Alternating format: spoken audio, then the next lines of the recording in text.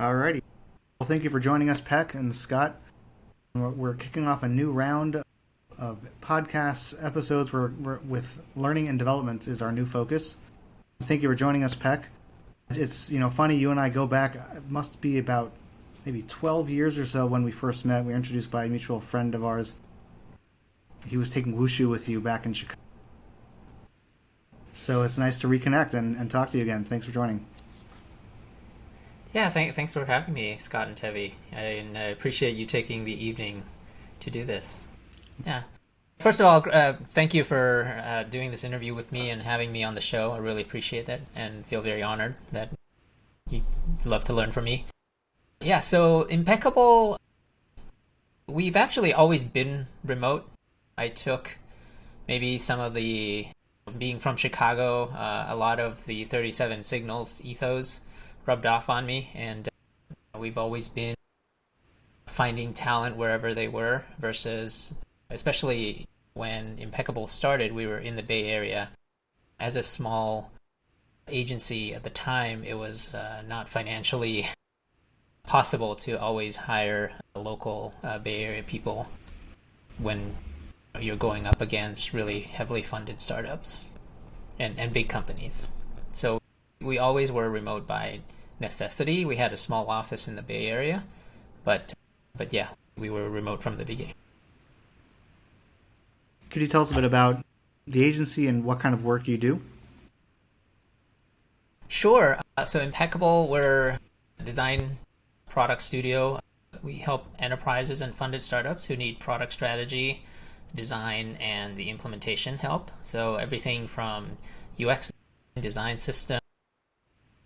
For some big enterprises, we essentially are their outsourced design department and working cross-functionally across multiple.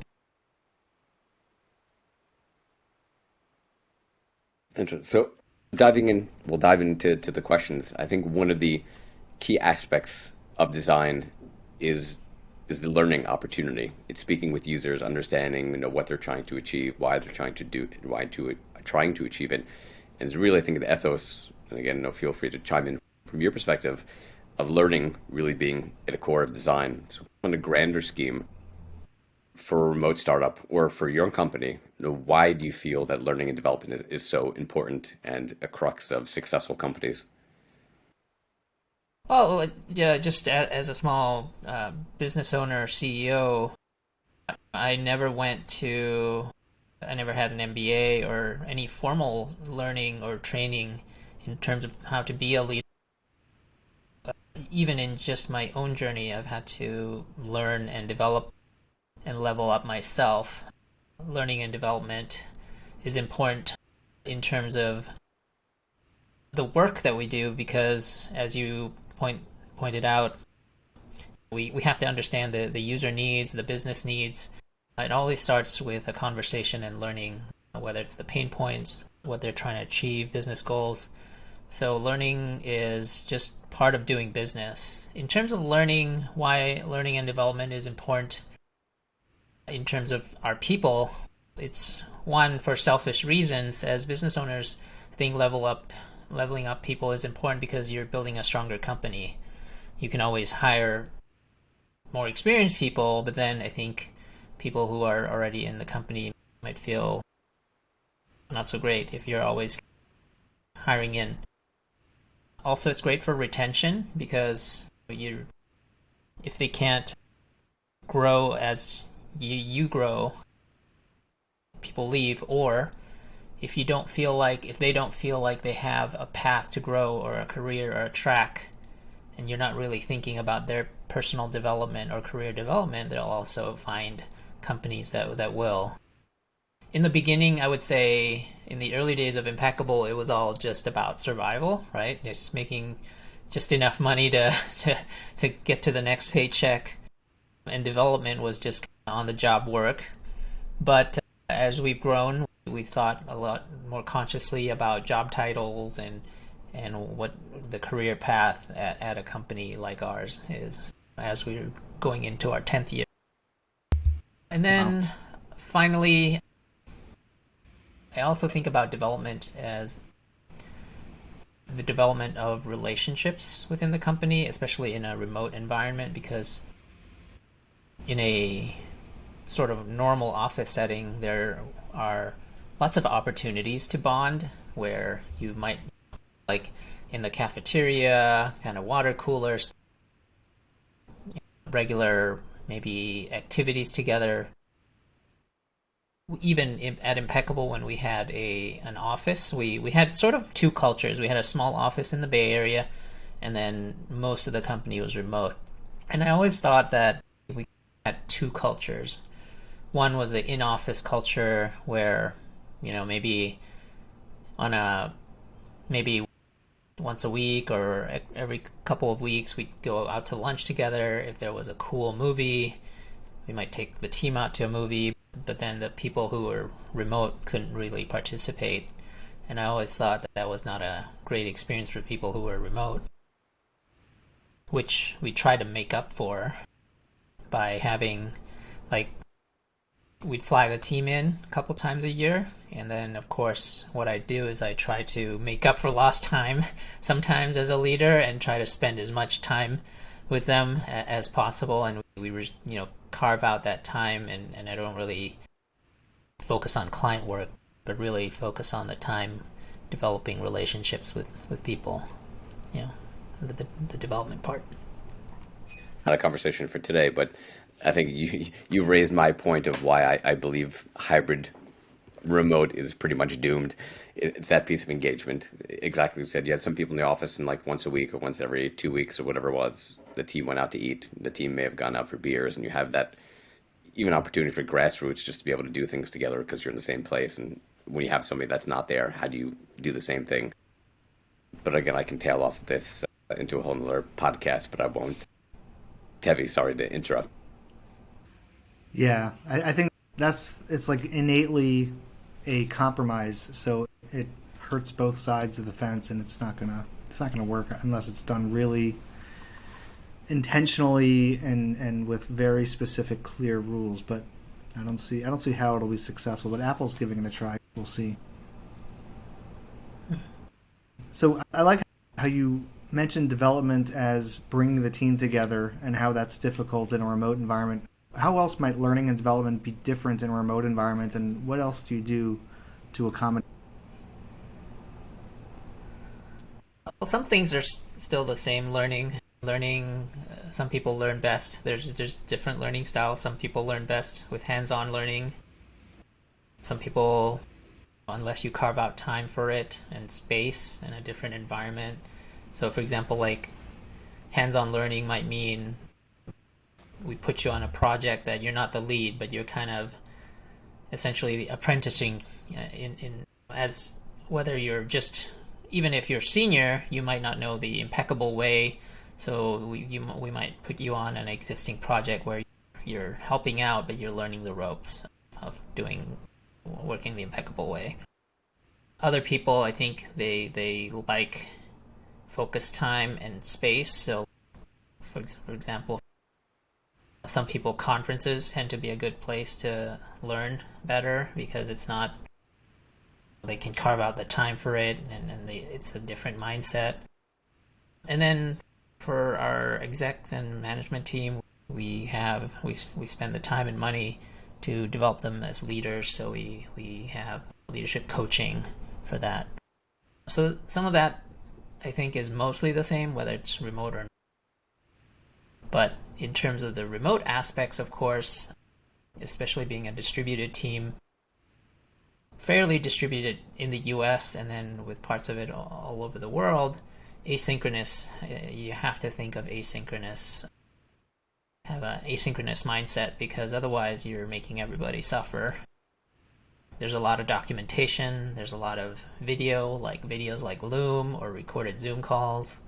So those are I think you said a word, right? Compromise, right? Like trying to, in a non-COVID world where everybody was in the same office, you might just do in-person training and hands-on training for certain things, but it's a little harder to do.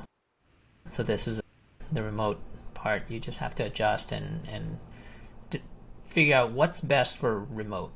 Yeah. Yeah. How did you guys do it at Envision? Sure. It was definitely a good question. For the time at Envision, I think we put an effort probably the last maybe 3 years into it.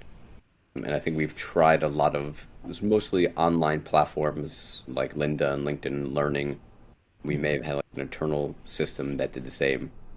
But it was also very, I think, focused on hard skills, on upskilling your current role. Within LinkedIn Learning, obviously, you had the opportunity to pretty much learn anything that was available. But I think it was obviously the early days, and they were trying to get things up and running and fine tuning. And now that Tevi's there, Tevi could probably give a better picture of what has been going on there the last year. Tevi. So it might be a little bit different this time around because they've had to do some virtual meetings instead of the IRL in real life meeting. The product team also gets together once a year in addition to the company-wide thing, so we weren't able to do that yet. And I've been there less than a year, so I can't really speak to outside of COVID. That said, I am probably unique. I'm not one that likes the paper or the certification for whatever it is that I'm learning, and I prefer to just read. I read voraciously, and every job I get, I say, how many books can I get a month with this job? And that I've read all of these except for the middle one on the bottom shelf, the Laws of Human Nature. I'm in the middle of reading that one. So I read a lot, and that's my own personal style, and then I tinker after I've read. I try to come up with something to then put that into learning. And maybe that's something that should be considered when you're running a company or trying to build the culture of your company, is that not everybody learns the same way, and you should try to find out how does this new hire learn, and how can we accommodate them. And maybe from a culture perspective, you don't want to have a uniquely tailored experience. Maybe you want to have people that learn this way of learning, which is a very like Apple or Pixar way of doing things. Yeah, there's different approaches, right? One is maybe find the type of people who are a bit more, maybe, yeah, homogenous in the way they learn, and then just apply the one learning method. I think for us, we appreciate diversity and celebrate it, so therefore we're not so big at a scale of a Google or Apple that we just have to mass produce learning. So right now it's pretty tailored, and we yet. Impekable, I don't know if we want to grow to thousands of employees as an agent, but I do see it growing, but not necessarily to like an Accenture or a big several hundred people size. But that said, so I think understanding the types of ways people absorb information and learn best and adapt that way is our current approach. And we do that through some assessment tests too, to learn. I myself, as someone has ongoing executive coaching, I've taken several tests to assess who I am, the type of leader I am, and where I'm weak at, where I'm strong at. Same thing, we've done that with employees to assess what kind of person they are in terms of, are they more direct? Are they more community-oriented, social, and therefore, and how they learn, so then we can adapt to them. Can I chime in? I also a big believer in the idea of mixing things up. Even when someone likes a specific format, I know on the previous episode that we just published today, and brought up the example, and we'll highlight it, and we won't go into the details, but a few of our kids are in the same school, Tevi and I, and his daughter during the lockdowns had a different, very interesting approach where they mixed up, maybe 2 hours of like a live Zoom class where the teacher was doing, teacher to student, and then there was broken down to some courses, maybe a group of kids got together, 2, 3, 4, 5, and can learn in a smaller group, and then maybe one-on-one, and then also had something of the async type of learning where the teacher will record something and the kids can watch it on their own time. I definitely think this is an important thing to do as well within companies, that even someone that may like the certification course or somebody may like reading, do you really want to be sitting around for 6 hours, reading something? If it's online documentation or a book, to me that maybe it's just boring, and maybe just my personality is I don't like mundane, and maybe it's an ADHD or something like that. I need some kind of constant change, but at least having those different opportunities. Okay, now we're going to do just read on your own a book or a chapter or something like that, and then okay, have a group setting, have 4 or 5 people talk about what you learned, have use cases, scenarios back and forth, but try to mix the different ways of learning together to really keep it more engaging. And I enjoyed clearing my day and going to the beach and just having an enormous iced coffee and just sitting there reading for hours. Like that to me is like, I relish that, so no problem with that. Yeah. I have not had success. Like we tried book clubs. I think it faltered and we stopped. Like I know some companies have had success doing book clubs and then talking about those books. What has worked at Envision?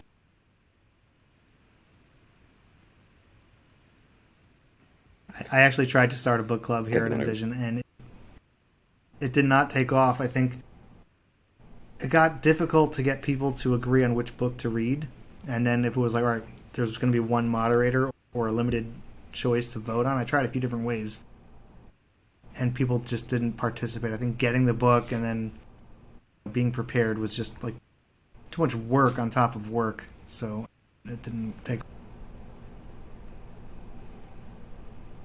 The book club format that I've had the most success with, and it's not necessarily in Envision, but other places I've mentored at, was that book report method. So each month you do a book, a specific topic.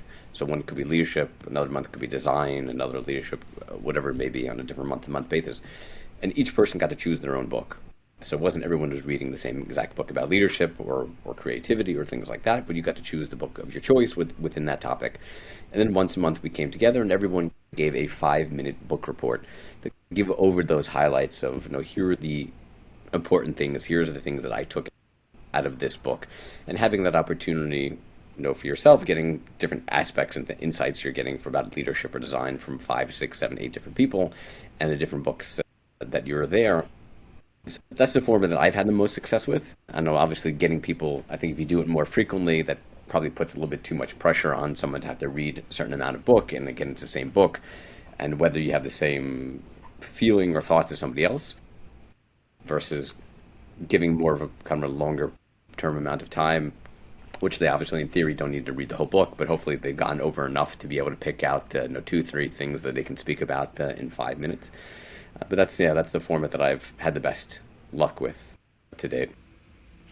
Yeah, it customizes it, makes people feel like they can choose. And then there's the book report, it creates accountability. I've actually been reading a little bit about habit formation and what in trying to develop my own personal better habits. Because I think, like most entrepreneurs, we tend to work too much and neglect other aspects of life. So in terms of trying to develop new healthy habits, one framework was these 3 E's. One is there's the ease, enjoyment, and environment. Ease is making it easy to take on that habit. So whether if it's running, maybe it's like putting the shoes right in front of the door or stuff within reach. Enjoyment, so for some people, for example, going to the gym might be a chore, right? It's not that interesting to go hop on a treadmill, but hey, if you like the outdoors, maybe running outside, or if you enjoy community, maybe a class might be better than trying to do it alone. And then environment, is the environment conducive? If you're trying to meditate, but where you're at is super loud, maybe that's not conducive. Making the environment conducive to whatever habit you're trying to form. Yeah, that's something more on a personal level that I'm trying to apply to myself and figure like, how do I make sure whatever habit I'm trying to do, there's those 3 E's are considered so that the habit sticks or it's easier to adopt. I like that. I think similar to general topic of remote work, obviously focused here on learning development. Remote learning and development have its drawbacks and benefits. You highlighted on a couple of those speaking before, but maybe if you want to um, isolate a few of those things that you think are the real benefits of being able to learn remotely, and obviously on the other side, whether maybe some of the drawbacks of doing it. Yeah. So some of the benefits, let's see. Excuse me while I look at my notes real quick. It's you're not constrained by location because I think where there's two things going on right now, right? One is this remote thing, and then two is the big elephant in the room, which is COVID. It's not just remote, but it's also COVID time. For people who are taking the shelter in place seriously, it's not just remote work. It's real life circumstances are different, and you might even if you're it's not just remote, right? If you have normally you'd still have a community, you'd still go out, you'd still meet some folks, you might still get together even in a remote base. Even now, though, with COVID, even remote folks, like normally there's lots of opportunities for a remote team to get together, especially in an agency context. So like we might kick off a project where people fly in and to the client site and kick it off. They might get together physically at certain conferences. So if we send a few folks from our design team to a design conference, or some engineers to a Twilio conference or a Stripe conference, like all of those opportunities are gone because of COVID, not necessarily because of remote. We've had to adapt, and in terms of some of the things that we think about now is, yeah, it's got to be asynchronous first. There's a lot of documentation, there's a lot of recording, there's a lot of confluences and playbooks, and we use Google Slides. We use a combination of all these things. We present remotely, we record it for people whose time zone is not appropriate, convenient, and they can watch it asynchronously. Whether people do, that's a big question mark. Whether they absorb it the same is a question. I think the drawbacks is making sure that it's engaging. It can feel a lot of times like this, where it's just one person, a talking head, and they're just spewing information. What we try to do is inject some questions. I know one of our team members, she's really good about teaching, but also sprinkling questions, like little quizzes in the middle throughout to make sure that people were paying attention. And there's like online quiz tools. I forget which one she uses a lot. But basically, it's just you go to a URL and it's a question, and when you answer, you see everybody's answers. So that's really good. You can get a sense of, oh, okay, 80% of the team was paying attention. I got it right, something like. So engagement is really important. I think you have to be, when you're in person, you can read cues from people much easier, and when you're not, you have to pay attention to the video so much more, and it's really easy to not be and just spew the information. So I think what becomes important is observing cues from our people, making sure that people turn on video, having a remote culture where video is off. I don't know, you may have an opinion about this, but it's really hard. One of our clients, one of our big clients, like they had a very video off culture versus us. We're always a video on, even when they're video off, because we want them to see us, that we're paying attention, we're there for them. But yeah, I think it's really hard when you have a video off, because you have no idea what they could be doing and multitasking or whatever. So for our team, we encourage that a lot, unless you're, for whatever reason that day, maybe internet is slow, or maybe you had to park at an internet cafe and it's just not conducive, or you're traveling. But other than that, we try to have video. Love to hand it over to you. And I saw that you were nodding and thinking about some stuff to say.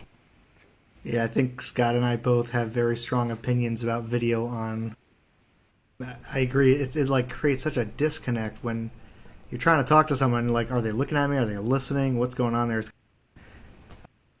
I've got kids, and if I talk to them, they might be bouncing a ball or doing something completely unrelated to our conversation, and you're not quite sure if they're listening at times. I think that's what video off is like. So 100%, you want to make a good emotional connection and show your coworker, your peer, your customer that you're listening and you're involved and participate. Mm-hmm. Yeah, to chime off that, also a very big believer in video, because in theory, what are you really trying to do? You're trying to mimic that in real life experience as close as you can get. That's why I'm personally not a fan of these audio only tools. I know there's quite a few of them on the remote side or just audio. I think we spoke about this in a previous episode. I think it's nice for just leaving a kind of quick note that may not need any response or any kind of thing like that. But when you're really trying to do any sort of engagement or really have any type of conversation, I think you need video because, again, you need to see the person's face, you need to see the mannerisms, the voice and the face, the combination, I think, is crucially important. But I think another benefit that's something that you highlighted a couple times is the opportunity for async. Really having that opportunity to learn when it's most convenient for you. Potentially moving away from those days of, okay, you went to a conference center, you spent 3 days there at a hotel and you're learning for 8 hours a day, straight through. Versus much more, okay, I can spend 2 hours in the morning learning here, and then maybe in the afternoon I can get about half an hour in, and then my kids go to sleep and I can do a little bit then. I think really having that opportunity for async to me is, I think, one of the top benefits of learning remotely. It's really focused around you. Obviously, it's communication. It's not, I have to block out this time, I have to schedule it, has to align perfectly. But it's really more about you and the convenience of when it's good for you, which obviously allows you to hopefully soak up the information a little bit better and more successful and be able to put more attention and focus onto it. So I definitely agree with that as being one of the biggest benefits on the remote learning and development.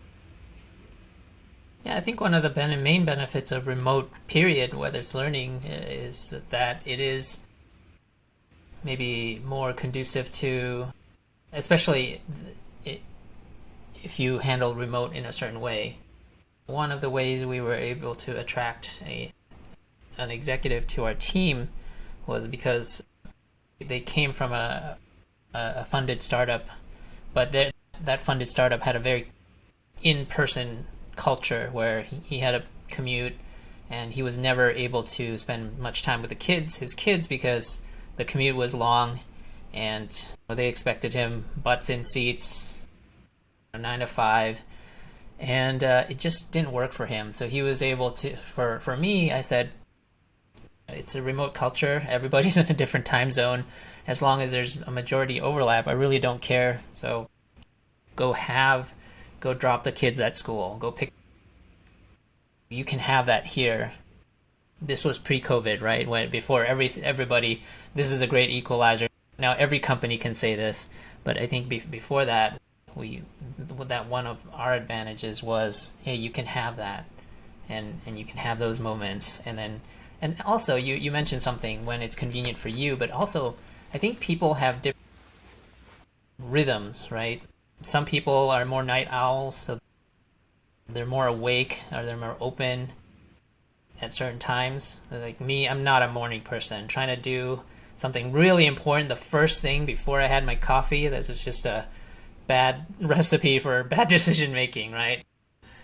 So, trying to force people on a clock that maybe it's not their is also like maybe an industrial era notion when people had to show up to a factory at a certain time and do this and that, where I think now we can work towards customizing it to when it's best for you.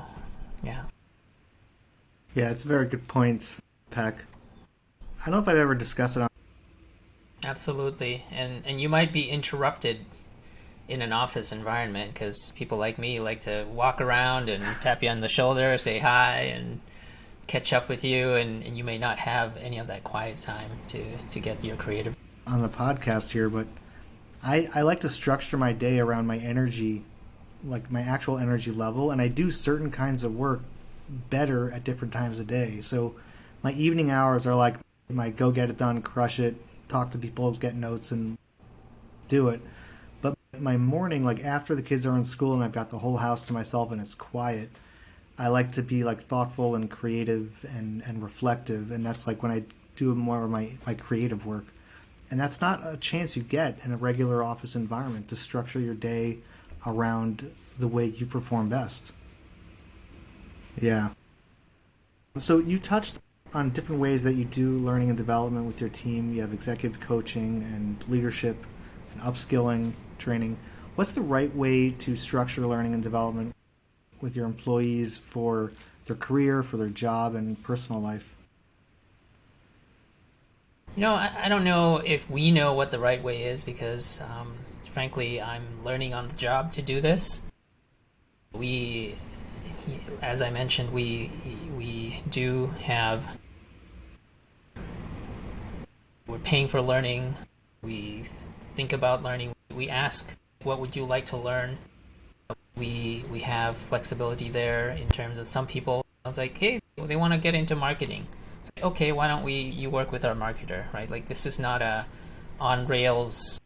Oh, we're a small company. We need lots of help. So if you want to learn marketing, great on you. Like, there's no end of things to do at this small company. So if you want to stretch and learn more, that's just better for us. So we have those opportunities where people can have hands-on learning and get involved in other aspects of the company. There's the coach. There's our career development matrix, where people do know, hey, to get to the next level in their career, these are the skills that we look for. And their direct manager can work with them on developing those skills, or being aware that they want to have this career path. They want to go deeper into design, or they want to have more of a management. So depending on the project, we can also help steer that. Let's see. There's a lot of one-on-ones. There's a lot of notes. There's a lot of action items to come out of notes. When people say things, it's about paying attention to what they want to get in terms of the career. I think with people, it's a competitive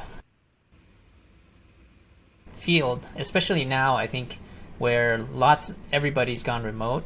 I think it's even more competitive for smaller companies like us. So if you're not caring about your employees' career development, I think you run the risk of losing. Is there like a few a things space? That you said Oh, sorry about that, Scott. Go ahead. No, you. Sorry, I think there's like a delay in the internet here, so I apologize for interrupting. Is there a space, do you think, for like a line where you say an employee should be focusing on learning to do better at their job, or specific to the way it relates to the company? Or is there space for going outside those bounds, maybe more on a personal track, or something that's professional but not necessarily related to their role at the company, side projects and things? Depending on the company, there's, especially for ours, there's always opportunity to develop, as long as it's work related, right? If you say you want to learn the ukulele, I don't know if I can help you there, but if you're a designer who wants to do more marketing, if you're an engineer, like we have one of our engineers, they came from a pretty good company. We know the product and stuff, but he was always told to keep in his lane. Hey, be a good engineer. Don't. And he always felt like he lacked business skills. And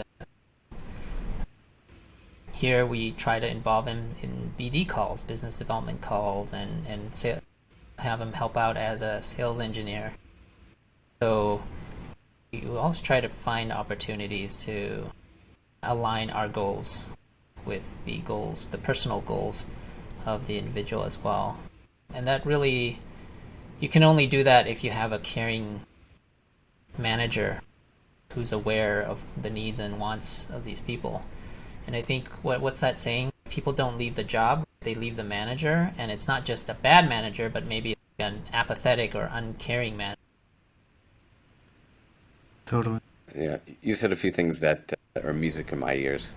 The first one of obviously being open to learn anything that potentially provides some value to the company. So if you're an engineer or you're a designer and you want to learn marketing, hey, that marketing may not have a direct impact into you writing code or you designing, but maybe again is a second point that you spoke about with the career matrix of, maybe you want to get into in marketing, or maybe you want to shift into that type of role, and giving those opportunities to be able to learn that and having access to sitting meetings and do projects. And I think that's absolutely fantastic.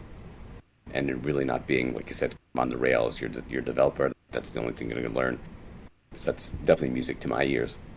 But moving on to the next question I have, it's to learn a little bit more about the exact tools that you use to enable your team to learn remotely. And secondary, if you're able to actually track that learning and development remotely, and if you are, maybe give us some insight into that as well. Yeah. You mentioned LinkedIn Learning. We also use LinkedIn Learning. In terms of leadership development, I'll give a shout out to the SaaS and service we use. It's called Sounding Board, and it's at Sounding Board Inc. Created by someone we know, and they were actually an early client, and they've gone since to raise more funding. But it's both a marketplace for executive leadership coaches as well as a SaaS platform. So we use that for, actually, I use it as a CEO, and I'm paired up with an executive coach. Our executives use it, and a few of our executives, and as well as managers. So we pay for that. Sounding Board, really good. And of course, I think the tools that are more common for asynchronous and video is important. So we use either like Loom for short form recording of like small short form training, and then Zoom for longer recordings. There's no easy way to have that central. We talk about having a central repository of recordings, almost like an internal YouTube or something. That hasn't happened yet, but it's just, right now it's not organized or indexed in any way. That's really helpful. I think we just put it in Confluence that, hey, there's this thing. If you want to learn this, there's a video. There's Confluence. We do a lot of playbooks and documentation process. We document our process in Confluence, a combination of Confluence, Google Slides, or spreadsheets. I don't think we have any specific SaaS for this, so I would say our maturity in terms of using these tools is pretty immature. Casual or fluid, let's call it that. As a leader, so you mentioned you do Sounding Board. Is that just for you as the leader, or do you have other folks on your team using Sounding Board? Oh no, we use it for everyone. What I mentioned is some of the executives, we pay for them to level up. They're paired with coaches through Sounding Board, and then some of our managers as well. Yeah. That's very cool. Could you speak maybe just a minute about that? I'm curious to hear how it works. So you get paired up with a mentor, and do they have a specific program? A coach? Yeah, a coach. Yeah, so sometimes they'll get input from their manager or what they could be working on. For me, for example, we did not only an assessment of me, a self-assessment, but we also did a 360 assessment with most of the people in the company of how they saw me and what were my strengths, what were my weaknesses. And with that information of my self-assessment and the assessment of the team, we worked on a program to work on some of my shortcomings, for example. So very similar stuff for our own people. Well, that must have been really and it's hard. Usually like a week. I think you have to be open, right? You don't know everything, and we don't have the funds to hire necessarily like super really experienced people, right? If compared to maybe Envision, where it had funding and you just bring on really seasoned players, we develop a lot of our people in house. And then I myself, I know that I've never had. This is the biggest job I've ever had, and I've never been taught to be a leader and to be a good leader. So I don't. You don't know what you don't know. I think get good instructors. To speaking of my martial arts experience, I've always in that arena. I've always had good coaches. I've sought good coaches. Oftentimes had some during my martial arts career. I had several coaches because they had different strengths and weaknesses. So I sought out different coaches. So I'm not unfamiliar. Like I can appreciate the benefit. And in sports, in anything, without a coach, without a good teacher, you're not going to progress very far. Why is this any different? Yes, I can self-learn through books, but there's people who have gone through this before. Like why? And actually, my coach, he has experience working at consulting agencies or digital agencies who've gone, from our size to even much bigger, and he himself has grown, like for example, a specific office, and grown to much bigger than my own company. So it's very relevant experience. I love that point of as a leader, one of the best things you can do for your own learning and development is get a mentor. We all can get better. We all have things to work on, regardless of how far up the chain and how long you've been doing it. You could always be doing it better. So I love that point. For me, I think it puts it perfectly. As a leader, when you're thinking about your upskilling your own experience, your own learning, one of the first things to look at is bringing on a mentor and someone that can coach you and to improve and continuously improving. I think that's fantastic. Last question I have is, we also touched on a couple ideas earlier on, but something that we spoke about before, it's remote learning can obviously be a bit lonely, just sitting there by yourself, maybe watching a LinkedIn Learning video for 2 or 3 hours may not be super engaging. So if you have any ideas or things that you do to make remote learning a little bit more collaborative and more engaging for the Collaborative, I think having the notion of group assignments, engaging for the teams, coming up with things that are, I think people in general have a tendency to, it's like school cafeteria all over again, right? Like you sit with the people that you always sit with and stuff like that, and you don't change it. So we have a culture of trying to mix it up and shuffle people together, and people who might not otherwise be working together, and that way I think you have a stronger, you're fostering more connections within the company as well. Plus I think people develop empathy for the other, more appreciation, because if you're an engineer and you only work with engineers, you may or may not appreciate the work of finance or marketing or design. So we try to do what we can to foster that. So creating group assignments, engaging, I think making projects and learning real where they can apply, especially for example, this marketing thing. Impeccable always needs, we don't have a full-time marketer, so we're always we engage a marketing consultant, but we also have lots that they need help with, or they can't just do the work by themselves. They need the support of somebody within a company. So making that a project where they're engaged versus taking a marketing course on Lynda, where one, Impeccable is not getting anything out of it as well, other than the time we invest. I think having that marketing artifact is a two-hit combo, and I like this notion of getting some utility out of it right away. So making it a real world project is helpful.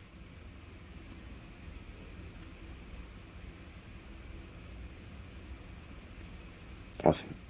Tevi, any last thoughts? Do you want to chime in of any things that you've done to make it more?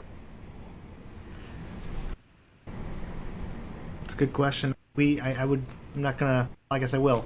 We have a a whiteboarding tool, freehand at Envision, which is a really nice way to have group participation, whether it's a brainstorming thing or any sort of group activity is really fun on freehand. So we do that a lot at Envision.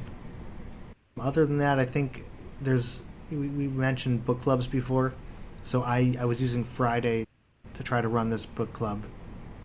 Peck, I don't know if you know about Friday. Friday is a really cool way to structure async meetings. We had them on the podcast previously, and you basically create like a questionnaire which can get emailed to you, or it could be also sent to Slack, and people can fill out the questionnaire on their own time at a specific day of the week or something like that. So I tried to do that to structure book club, which didn't work, but it was an attempt. But that's pretty much it. I don't know. How are you? Yeah. Just code it was version 1. It just requires a redesign. It's Probably the two iterative. things. Probably the two things that I think that I've done across teams are one, we'll call it like a hackathon. It doesn't have to be a company wide, doesn't have to be a product wide, or it could just be an idea hackathon that you get a number of people together on a certain day, a certain time. And something similar of that idea of Slack time that Google had coined many years ago. Many, I think, of the time when people have that Slack time, it's very focused on personal projects. But I like opening them up if you wanted to work on something or you wanted to tinker with something, throwing it out there, saying, hey, I have this idea. I would love to prototype this thing, or I'm in search for data that I can't find anywhere. And have other people who have the opportunity for their own Slack time say, hey, I'd be happy to help from a design aspect, or I'd be happy to be able to pull in a business analyst, be able to pull in and be able to, massage the data in the way that you need. So getting that even opportunity in those little side projects, say, hey, this is what I'm doing. Is anybody interested in jumping in on a call or doing it once a week for an hour? I think is something else that I've done with teams that has worked pretty. Yeah, and to your point, we encourage that a lot. One story that I have in mind is we as a design agency, we have our tools, right? What have you, and then lately there's this surgence of these low-code tools, especially in the design community. You have things like Webflow where, oh, that looks interesting. I know some really amazing Webflow designers who are, I would call them wizards at what they do, and they're just amazing, able to accomplish what you think is not possible. So that's certainly not in our core capabilities. This is something that we'd like to investigate, and may not be. We're not always trying to optimize as an agency for the most billable hours you can get out of an employee or a contractor, but when there's opportunities to, especially when the technology or the trend could be disruptive, it's very interesting to us to look into this, especially if people are also interested. It's again, two-hit combo where there's interest and it aligns again with what we are looking and exploring. Having those spaces and opportunities, however you implement it, whether it's the Google 20% time, or we don't have a word for this, but we definitely keep an eye out, and if there's interest, we ask who's interested in trying to do something like this. And we're also developing new capabilities this way as well. For example, new services or new offerings that we might not otherwise have. We might do it internally and learn it internally first before we. Awesome. Any last questions, anybody? Oh, thanks Tevi, for calling out the that whiteboard tool. In the back of my mind, I remember seeing the announcement, but I haven't played with it. So the fact that you brought it up now brings it to the forefront that we'll check it out. Awesome. Awesome. Yeah, thank you so much, Peck, for joining us today.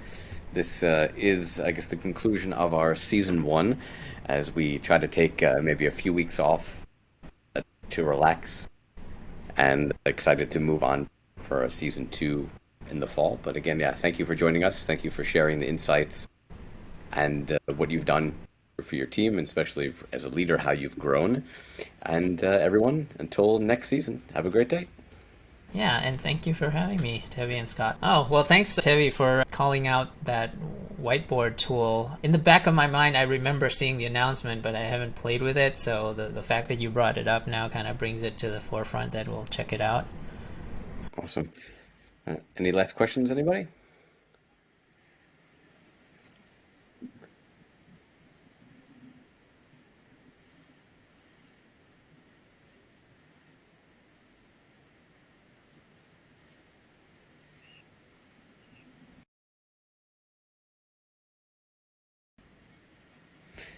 Awesome. So yeah, thank you so much, Peck, for joining us today. This is, I guess, the conclusion of our season 1, as we try to take maybe a few weeks off to relax. Excited to move on for a season 2 in the fall. Thank you for joining us. Thank you for sharing the insights and what you've done for your team, and especially as a leader, how you've grown. Everyone, until next season, have a great day.